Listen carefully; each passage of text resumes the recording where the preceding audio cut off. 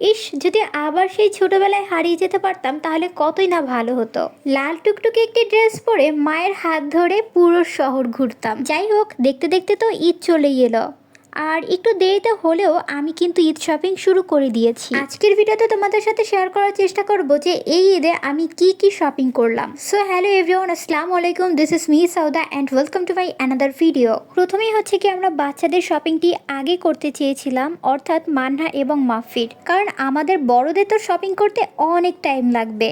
এটা পছন্দ হবে তো ওটা পছন্দ হবে না, ওটা পছন্দ হবে তো এটা পছন্দ হবে না, এভাবে করে যে কত টাইম লাগবে। যাই হোক, এখানে হচ্ছে আপু অনেকগুলো ড্রেস মানার জন্য দেখছিল যে কোন ড্রেসটাতে ওকে বেশি মানায়।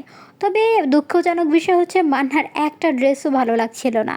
আর মানুষ যে ড্রেসগুলো পছন্দ হচ্ছিল সেগুলো আবার আমার এবং আপুর পছন্দ হচ্ছিল না। আর আপু হচ্ছে ওর জন্য কিছু কমফোর্টেবল ড্রেস খুঁজছিল, যেগুলো আবার ওর পছন্দ হচ্ছিল না। ওর একটু গর্জিয়াস টাইপের ড্রেসগুলো পছন্দ হচ্ছিল। আপু আর মান্না তো ওখানে বসে ড্রেস খুঁজছে, আর আমি এখানে হচ্ছে কিছু পাঞ্জাবির কালেকশন দেখছিলাম মাফির জন্য। আমার মাথার ভিতরে ঘুরপাক খাচ্ছিল মাফির জন্য কোন ড্রেসটি নিব, কোন ড্রেসটি ওকে বেশি ভালো লাগবে।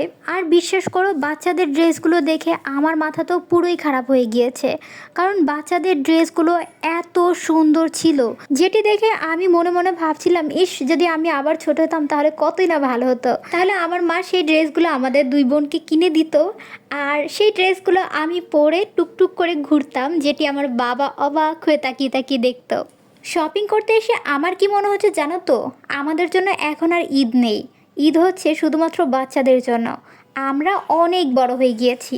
একটা দুঃখজনক বিষয় কি জানো তো, আমি মার্কেটে গেলে কোনো ড্রেসই পছন্দ করতে পারি না, কারণ চোখের সামনে এতগুলো ড্রেস দেখে কোনটা রেখে কোনটা নিব এইটা ভাবতে ভাবতেই আমার সময় চলে যায়। যাই হোক, বাচ্চাদের শপিং ডান। এবার আমরা চলে যাব হচ্ছে গিয়ে বড়দের শপিং করার জন্য, অর্থাৎ ফ্যামিলির অন্য অন্য সদস্যদের জন্য, আমার জন্য, আপুর জন্য, ভাইয়ার জন্য, আরও বাকি মেম্বার্সদের জন্য। দেখা যাক আজকে একদিনে কতটুকু শপিং করতে পারি, কারণ আজকে হচ্ছে আপুর ডে অফ। আবার যেদিন বন্ধ পাবে ওই দিনকে আমাদেরকে মার্কেট করতে হবে, কারণ তাছাড়া আপু মার্কেট করতে পারবে না।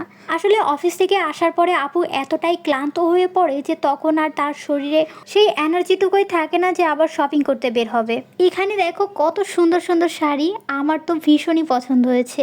আমি আপুকে বলছিলাম, আপু অন্ততপক্ষে এখান থেকে একটা শাড়ি নেন। আপু আবার বলছিল, আমি তো খুব একটা শাড়ি পরি না, তাহলে শুধু শুধু বাসায় পরে থাকবে। আমি বললাম, আরে ধুর, পরে থাকবে কেন, শাড়ি কেনা হলে ওটা পরার মানুষের অভাব হবে না। অর্থাৎ এখানে আমি আমাকেই মেন করছিলাম, যেটি আপনি খুব ভালো করেই বুঝতে পেরেছে।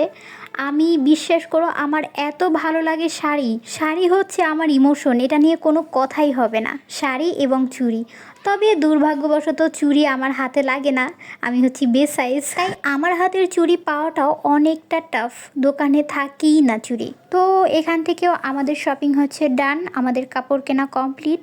এবার হচ্ছে আমরা যাব জুতার কালেকশন দেখতে, জুতা কিনতে।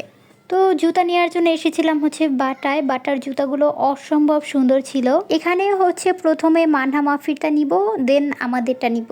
মান্নার জন্য দেখছিলাম যে কোন জুতাটা বেশি ভালো লাগে।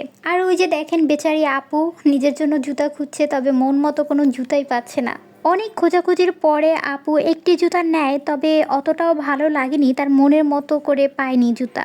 দেন এই তো আমাদের শপিং ডান, এখন আমরা হচ্ছে বাসায় যাচ্ছি।